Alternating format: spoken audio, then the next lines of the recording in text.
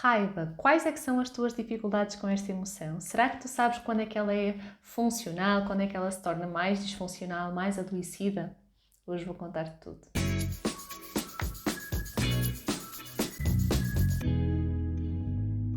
Olá, o meu nome é Márcia Inês Coelho, sou especialista em inteligência emocional e hoje eu quero começar por te explicar que a raiva é uma emoção básica, de valência negativa, de alta energia e que de uma forma geral ela fala sobre limites nossos a serem ultrapassados. Pode ser relevante dizer-te que quando eu falo aqui de raiva, e normalmente quando falamos de raiva estamos a falar sobre uma emoção que funciona como guarda-chuva para outras emoções relacionadas, por exemplo, a frustração, a exaltação, o aborrecimento, a insatisfação, a própria impaciência são emoções que em níveis e intensidades diferentes estão relacionadas e são da família da raiva. Por norma, sentimos raiva quando um obstáculo se interpõe no nosso caminho, quando alguém invade o nosso espaço e a instrução que é dada pelo corpo é uma instrução de luta.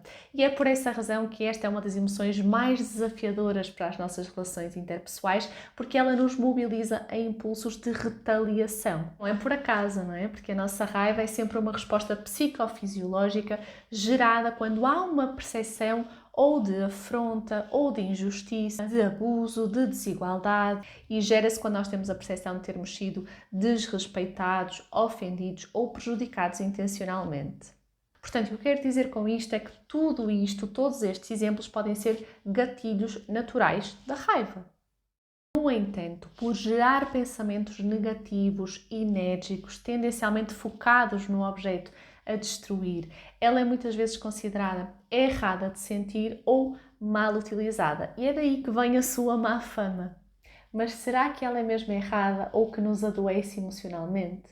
No processo de desenvolvimento dos indivíduos, a raiva é extremamente adaptativa, que é ela que nos ajuda a protegermos e a defendermos e a expressarmos os nossos limites, e isto é adaptativo, saudável e funcional. Percebam que sem ela nós normalizaríamos sistemas agressivos, de subjugação e de desrespeito. Acontece que existem pelo menos duas formas disfuncionais de nós vivermos e de expressarmos a nossa raiva. Por um lado, existe uma forma em que muitas vezes as pessoas entendem a raiva como uma emoção errada de sentir, por ser sinónimo, vamos dizer assim, de agressividade. Então as pessoas entendem-na como má educação, como violência e por essa razão desenvolvem crenças de eu não deveria sentir isto pode ser perigoso, é errado e mau. Acontece que quem tem este tipo de crenças tem também a tendência para ter dificuldade em dizer que não, em iniciar ou em estar num conflito e muitas vezes até em defender os seus pontos de vista. Entendam que esta é uma forma disfuncional de vivermos a nossa raiva porque é reprimida. É como se nós não soubéssemos utilizar a informação que a nossa raiva nos traz e tendo medo da forma como ela se expressa, preferimos não expressar, preferimos não utilizar a informação e, portanto, na verdade, estamos a desempoderar-nos porque não sabemos utilizá-la com potência, construtividade e adequação. Num outro tipo de contexto também adoecido, algumas pessoas foram habituadas a associar a raiva e a expressar a sua raiva com violência, desrespeito, agressividade, acabando por normalizar comportamentos desrespeitosos, ofensivos e desproporcionais.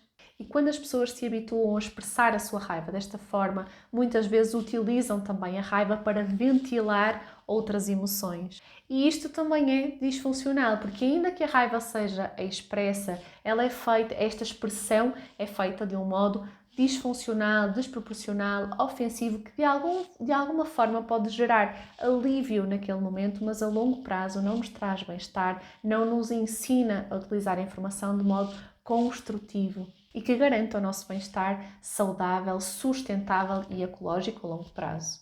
Então, para evitarmos e para identificarmos com a nossa emoção, que nós sabemos que muitas vezes ela é muito intensa e por ser muito intensa a nossa capacidade de raciocínio é também diminuída, então aquilo que eu quero que vocês entendam aqui é para que nós consigamos ser mais sábios a utilizar a nossa emoção, nós precisamos compreender o que é que ela faz no nosso sistema psicofisiológico. Então, uma coisa que eu acho muito importante tu saberes é que quanto mais raiva tu sentes, mais tendência tens em culpar as outras pessoas, e em percepcionar o comportamento dos outros como hostis. Dando-te um exemplo, se tu estiveres a sentir muita raiva, de repente recebes uma mensagem de alguém, podes ter a tendência a interpretá-la como agressão imediata.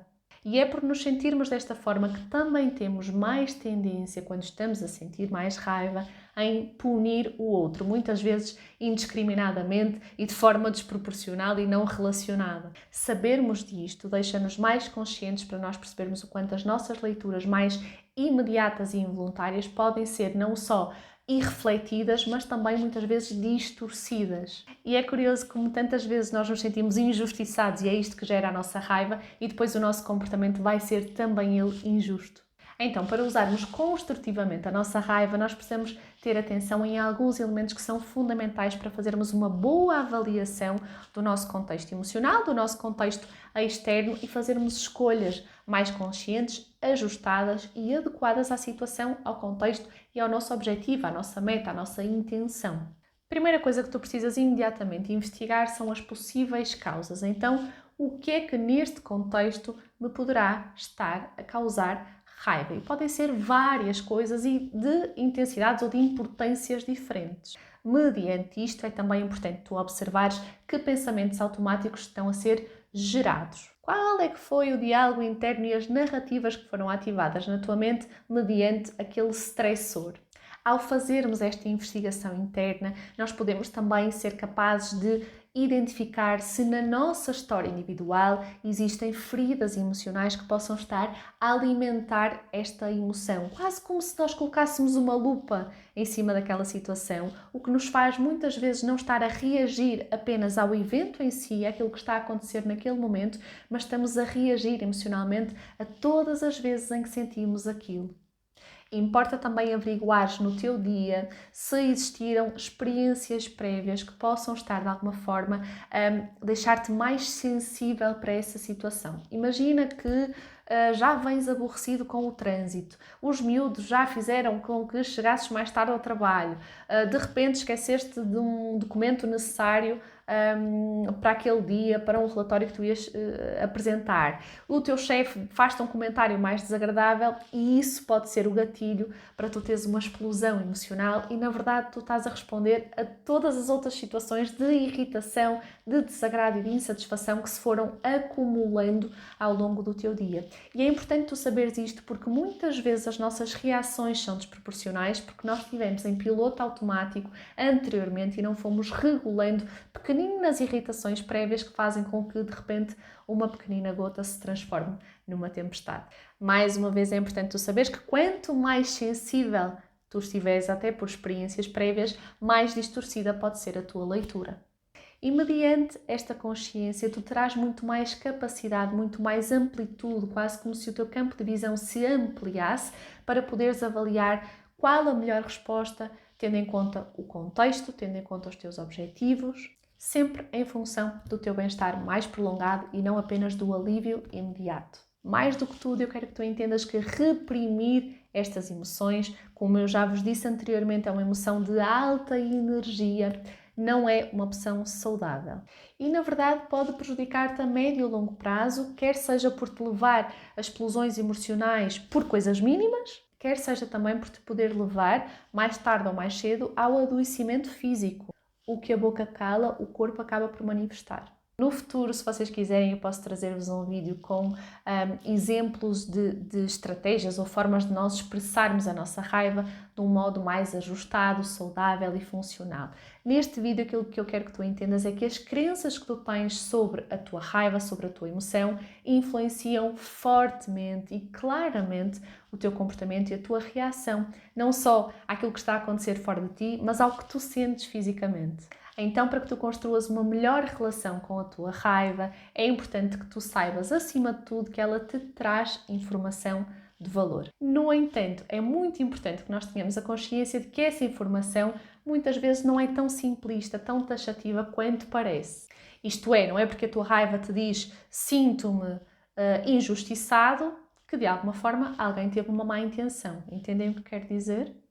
Então, o que importa é tu investigares a informação que a tua emoção te está a trazer, averiguares o teu contexto, as tuas necessidades, os teus padrões de pensamento e que, mediante essa informação, tu és responsável por escolher o que fazer a cada momento, em cada contexto e em função das tuas metas, dos teus objetivos, das tuas intenções.